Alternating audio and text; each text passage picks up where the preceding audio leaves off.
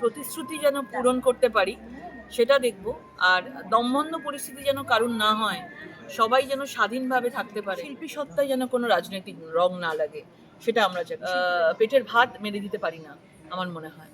তো প্রত্যেকে যেন কাজ করে তার ফ্যামিলি চালাতে পারে, তাদের স্বপ্ন যেন পূরণ হয়। ভালো লাগা তো মানে এত বেশি স্বপ্নটা সত্যি হয়েছে, এবং সেটা এত বছরের লড়াই, মানে নট মানে অনলি মি, আমাদের অনেক অনেক লক্ষ লক্ষ যারা কর্মীরা রয়েছেন, সবাই একসাথে মিলে অনেক পরিশ্রমের ফল। এবং ভালো লাগছে, স্বপ্ন সত্যি হয়েছে। এখন দেখতে পাচ্ছি সবকিছু, আমরা পুরো ফোকাসড হয়ে কাজ করেছি লাস্ট 15 বছর ধরে। এবং আজকে ভালো লাগছে যে আজকে যেটা আমরা ভেবেছিলাম সেটা আমরা করতে পেরেছি, এবং আমরা প্রত্যেকের প্রতিশ্রুতি যেন পূরণ করতে পারি সেটা দেখব। আর দমবন্ধ পরিস্থিতি যেন কারুর না হয়, সবাই যেন স্বাধীনভাবে থাকতে পারে, সেটাই আমরা চেষ্টা করব।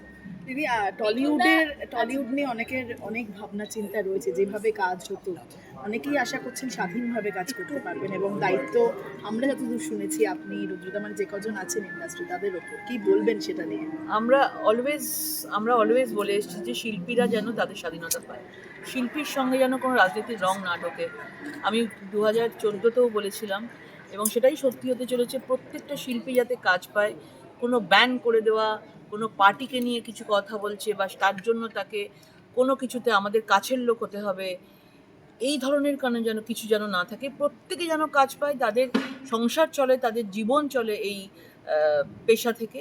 সুতরাং শিল্পী সত্তায় যেন কোনো রাজনৈতিক রং না লাগে, সেটা আমরা চাইবো। শিল্পীরা যেন স্বাধীনভাবে সব রকমের কাজ করতে পারে। কোনো সিনেমা, ভালো ভালো সিনেমা যেগুলোকে কোনো না কোনো কারণে ব্যান করে দেওয়া হচ্ছে, সেগুলো যেন সবাই তাদের নিজেদের যে মানে ভালো লাগার কোনো গল্পকে সিনেমার মাধ্যমে যারা প্রেজেন্ট করেন, সেগুলো যেন সব যারা করতে পারে।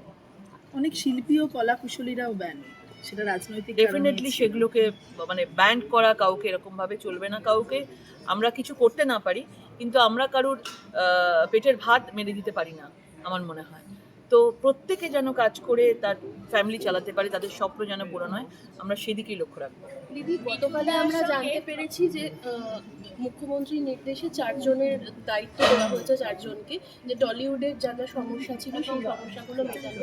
সেখানে তুমি কি আরো কিছু অ্যাডিশন করতে চাও, যে ইনপুট দিতে চাও? না, যেরম ভাবে এখন সরকারের দপ্তর যেরম ভাবে চালাচ্ছে সেরকমভাবে ডেফিনেটলি চলবে।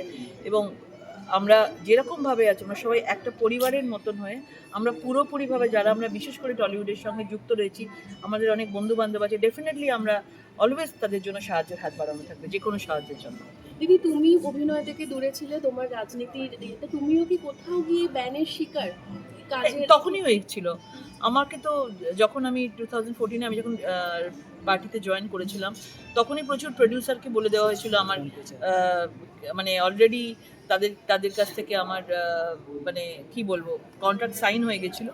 কিন্তু তারপরেও তারা বলেছিল কিচ্ছু করার নেই, ওপর থেকে অসুবিধা আছে, আপনার নামটা বাদ দিতে বলা হয়েছে। তো আমি সেটা দেখেছি, আমার সাথে অন্যায় হয়েছে, কিন্তু আমি মেনে নিয়েছি, আমি প্রতিবাদ করেছি। কিন্তু সেই সময় কোনো শিল্পীকে আমি পাইনি প্রতিবাদ করার জন্য, আমার পাশে কাউকে পাইনি। কিন্তু এখন অনেককে পাচ্ছি। যাই হোক, তারাও যখন করছে, লেটে করছে, ঠিক আছে, তবু আমার মনে হয় প্রতিবাদের ভাষাটাকে তারা ভোটের মাধ্যমে প্রকাশ করেছে। সবচেয়ে বড় অভিনন্দন আমি তাদেরকে জানাই। এবং অনেকে যারা এই ধরনের শিকার হয়েছে, তারা যেন আবার সুন্দর করে ফিরে আসতে পারে টলিউড, এটাই চাইবো। এই কারণে তুমি আবার ফিরবে অভিনয়? তোমাকে এখনো কিছু জানি না, কারণ প্রচুর কাজের প্রেশার থাকে আমাদের। দেখা যাক সেটা কি হয়। দিদি, এই যে শিল্পীদের দলবদলের একটা দেখাই যায় প্রত্যেকটা ক্ষেত্রে, 2011তেও আমরা দেখেছি, এবং সেক্ষেত্রে সাধারণ মানুষ এটা খুব যে আবার নিজেদের কথা বদলাতে শুরু করেছে।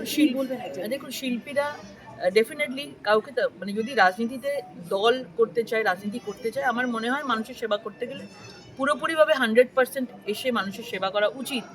কিন্তু মানে আমি পলিটিক্সও থাকবো, আমি পুরোপুরিভাবে, সেটা কখনো হয় না। এখন প্রচুর কাজ আমাদের, প্রচুর 15 বছরের এইরকম একটা পরিস্থিতিকে পাল্টানো, মানে 24 আওয়ার্স আমাদেরকে কাজের মধ্যে থাকতে হবে। কিন্তু হ্যাঁ, শিল্পীদের আমি এটাই বলবো, তারা যেন না ভাবে যে আমাকে দল করতে হবে, এরকম কিছু নেই। শিল্পীরা তাদের ডিসিপ্লিন নিয়ে, সব কিছু নিয়ে, টেকনিশিয়ানস, শিল্পী সবাই একসাথে হয়ে কাজ করুক, এটা আমরা চাইবো। আজকে মিঠুনদার ডাকে এখানে আসা, একটু বলুন এইভাবে মানে মানে তুমি রাজনীতিবিদ এবং অভিনেতা সেই এই দুটো দুভাবেই দিকই দেখেছো কেমন লেগেছে? মিঠুনদার সঙ্গে তো আমি 3টে ছবি করেছিলাম আমি, এবং মিঠুনদার সঙ্গে আমার অনেক একটা ভালো পরিচয়, এবং মিঠুনদার সঙ্গে দেখা হতো আমাদের প্রচারের সময় দেখা হতো, একদম আমরা একটা ফ্যামিলির মতো। তো মিঠুনদা নিজেই বললেন তুই আয় এখানে একবার, বললাম চলো আবার যাই, দেখি অনেকের সাথে অনেকদিন পুরনো বন্ধুদের সঙ্গে দেখা হয়নি, তাদের সঙ্গে দেখাও হবে, এবং কাজের ফাঁকে এখন এগুলোকেও মাঝে মাঝে নিশ্চয়ই সবার সঙ্গে, কারণ সরকার আমাদের একটা দায়িত্বের মধ্যে পড়ে যে প্রত্যেককে ভালো রাখতে হবে। মমতা ব্যানার্জি আজকে হাইকোর্টে গিয়েছেন, কি মতামত? আরো অনেক অনেক কিছু দেখতে পাবে। কোনো এইসব জায়গায় কান না দেওয়াই ভালো। সরকার সরকারের মতো চলবে, সবাই ভালো থাকুক।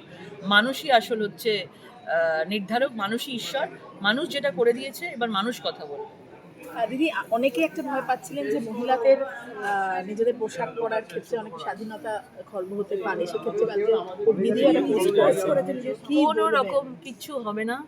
মহিলারা, আমরা কলকাতার শহরে আমরা প্রত্যেকটা মহিলা নিজেরা স্বাধীন নিজেদের জায়গায়, এবং আমরা সেইভাবেই মানে বাংলার মহিলারা একদম অন্যরকম মেন্টালিটি, অন্যরকম স্বাধীনতা, তাদের কথাবার্তা, তাদের সব কিছু স্মার্টনেস। সুতরাং বাংলায় এসব নিয়ে কোনো চিন্তা ভাবনাই করতে হবে না। যে যেরকমভাবে থাকছেন সেরকমভাবেই থাকুন, যার যেটা ভালো লাগবে সেটা করুন। সরকার তাদের কোনো বিষয়ে হস্তক্ষেপ করবে না।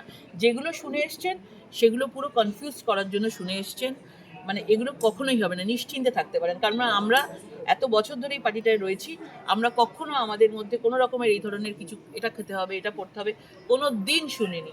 সুতরাং আমরা যেটা শিখে এসেছি, আমরা সেটাই সরকারকে বলবো, কোনো মহিলাদেরকে কোনো রকম পোশাকের দিক থেকে, খাওয়ার দিক থেকে, তাদের যে কোনো কাজের দিক থেকে নিশ্চয়ই কোনো রকম হস্তক্ষেপ করা হবে না।